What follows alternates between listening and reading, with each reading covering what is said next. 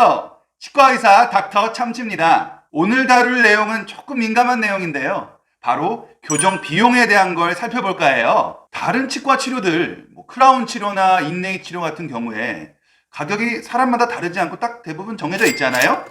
근데 왜 교정 치료에 대한 비용은 사람마다 그렇게 다를까요? 교정 치료는 사람마다 케이스가 너무너무 다양해서 난이도 차이도 굉장히 다양하고요. 다른 치과 치료에 비해서 기간도 상당히 긴 편이기 때문에 그 기간 차이도 상당히 나게 되죠. 이러한 차이들이 바로 교정 치료의 비용 차이를 만들게 됩니다. 그럼 먼저 교정 치료 비용 어떻게 산정되는지부터 설명드리도록 할게요. 닥터 참치. 먼저 교정 비용을 산정할 때 치아에 붙이는 장치 있죠. 교정 장치, 브라켓. 그리고 교정이 끝나고 난 다음에 끼게 되는 유지 장치 비용. 이 두 가지는 난이도에 따라서 금액이 달라지지 않고요. 일정한 금액이라고 할 수 있어요. 하지만 어떤 시술이든 간에요. 난이도의 차이가 있다면 분명 그 가격 차이가 나게 될 텐데요. 보통 교정 치료에서 이 치료의 난이도가 더 높은 케이스일수록 전체 걸리는 교정 기간이 길어지게 되고요. 또 이 앞에 붙이는 교정 장치 브라켓 외에도 추가로 장치들이 필요하게 돼요.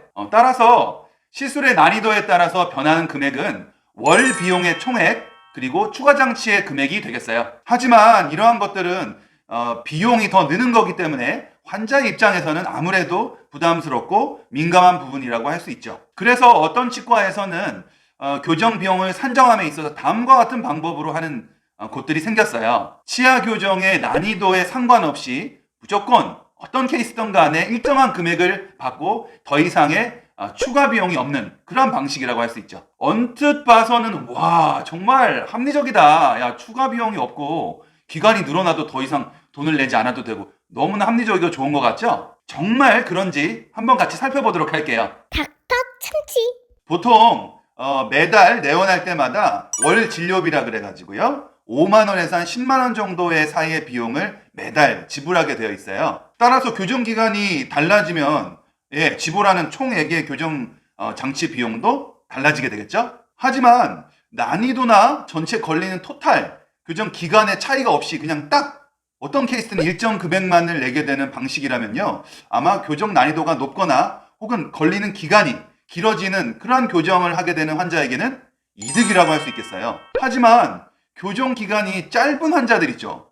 이런 환자는 차라리 월비를 따로 내는 것이 더 합리적이었을 수도 있겠죠. 그러면 앞에서 말씀드린 것처럼 어떤 기간이 좀 길어지는 사람들, 이런 사람들은 과연 이러한 방식 이득일까요? 솔직히 병원 입장에서는요, 기간이 길어지는데 더 이상 비용을 받지 않고 그 환자를 계속 성심껏 만약에 치료를 해준다면 영업의 관점에서는 손해겠죠. 그리고 그 시간에 그 환자를 봐야 되기 때문에 다른 환자를 볼 수 없기 때문에 생기는 기회비용도 발생하게 되죠. 보통 대형 병원들, 큰 병원들, 의사들 많고요.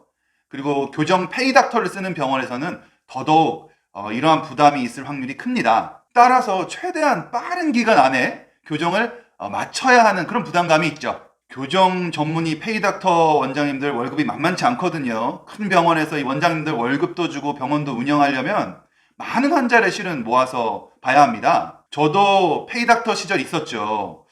그때 정말 교정 치료를 빨리 마무리하라는 압박 있었습니다. 이것은 지난 영상에 말씀드린 그 교정 전 기간에서의 마지막 마무리, 어금니 교합, 그 부분에 대한 어떤 세심한 그러한 케어가 부족한 결과를 발생할 수도 있죠. 결국 교정 결과에 영향을 미칠 수 있다는 거예요. 앞니만 가지런해지고 입만 들어간다고 해서 절대 교정 끝난 게 아니거든요. 제가 누누이 말씀드리지만 교정 치료는 너무 빨리 끝내거나 하는 게 더 중요한 게 아니라요. 제대로 하는 것이 중요해요. 그래서 결론적으로는요.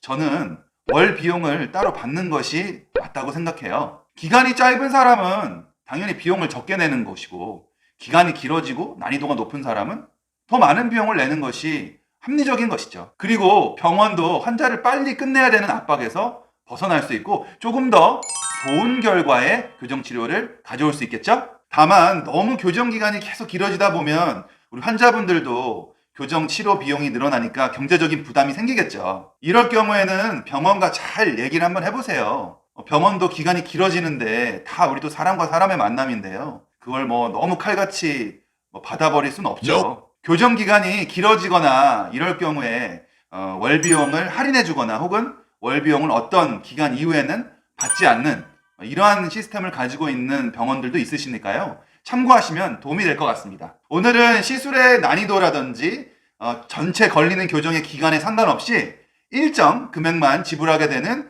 교정치료 비용 산정 방식에 대해서 살펴봤어요. 이러한 방식이 정말로 가성비가 있고 그리고 합리적인지에 대해서 여러분과 함께 얘기를 해봤는데요. 오늘 제 영상이 도움이 되셨다면 구독과 좋아요 부탁드리도록 하겠습니다.